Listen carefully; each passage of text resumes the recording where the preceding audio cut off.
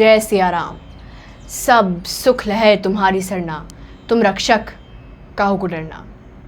श्री हनुमान जी सभी मनोरथों को पूर्ण करने वाले देव हैं। हमारी सभी मनोरथों को पूर्ण कर देते हैं हनुमान जी। इसीलिए एक काफ़ी प्रसिद्ध चौपाई है हनुमान चालीसा की, एक मंत्र भी हम इसे कह सकते हैं।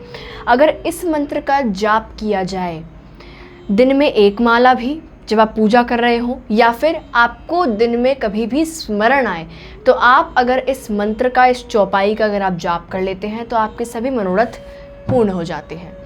तो ये जो चौपाई है वो ये है कि और मनोरथ जो कोई लावे, सोई अमित जीवन फल पावे। ये जो चौपाई है हनुमान चालीसा की, अगर इस चौपाई का कोई भी भक्त मन से, कर्म से और वचन से अगर इसका ध्यान करता है, स्मरण करता है, तो उसके सभी मनोरथ पूर्ण हो जाते हैं। लेकिन अब यहाँ पे एक सबसे बड़ी बात आती है, एक सबसे बड़ा जो प्रश्न यहाँ पे खड़ा होता है कि मंत्र का जाप करने से क्या फ़ायदा। क्योंकि कई लोग ऐसे हैं जो हनुमान जी की भक्ति कर रहे हैं, पूजा आराधना कर रहे हैं, लेकिन उनमें से सिर्फ कुछ ही लोगों की भक्ति सफल हो पाती है, उनमें से सिर्फ कुछ ही लोगों की भक्ति पूर्ण हो पाती है और उन्हें फल मिल जाता है। लेकिन कुछ लोग ऐसे भी हैं जिनकी भक्ति पूर्ण नहीं हो पाती, जिनको फल नहीं मिलता। लेकिन आखिर ऐसा होता क्यों है?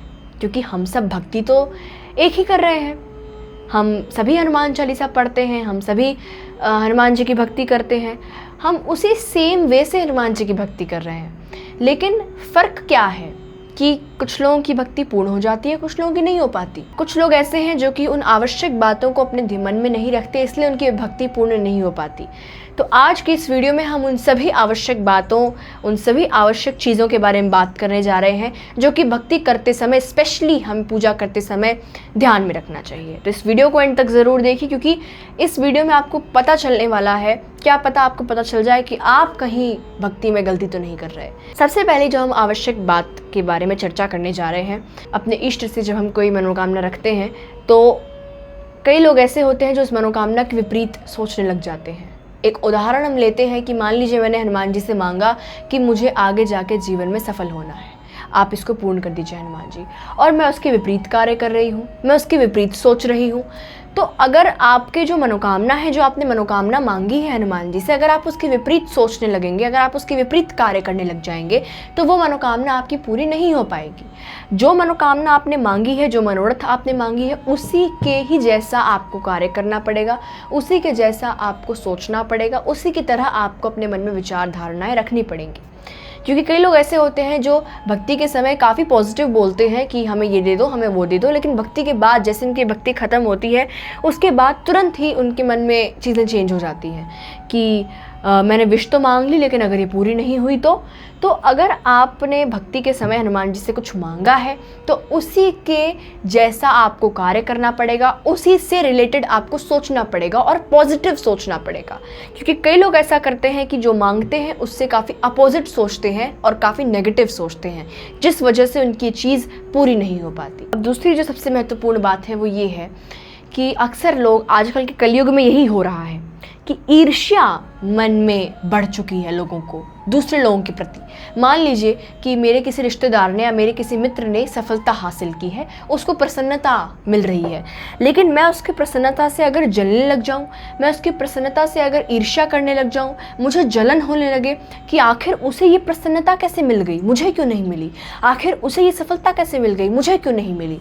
तो अगर मैं इन सब चीज़ों को अपने मन में रखूँगी कि उसको ये चीज़ कैसे मिल गई, और मैं अपने दिमाग को चक्कर घन्नी करने लग जाऊंगी, तो फिर मैं अपने सफलता को हासिल नहीं कर पाऊंगी।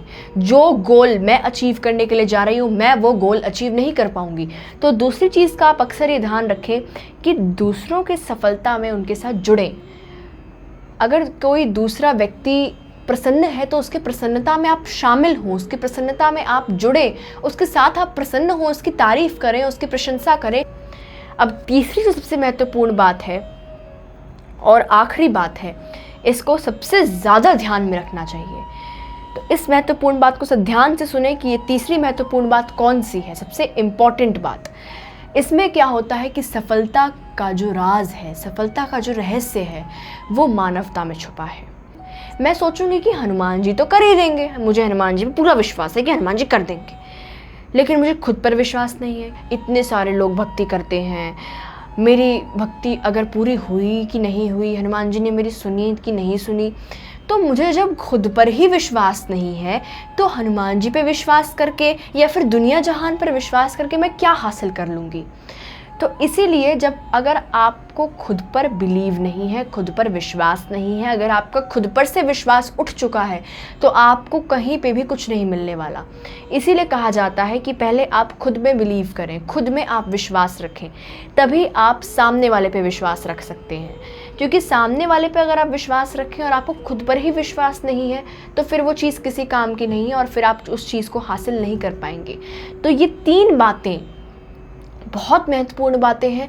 ये 3 चीज़ें आपको आपके गोल को अचीव करने में हेल्प करेगी। तो इसीलिए इन 3 बातों का अवश्य ध्यान रखें और भक्ति करें, जिससे आपको आपके अपने जीवन में जो भी चाहिए वो सब कुछ प्राप्त होगा। जय सिया राम।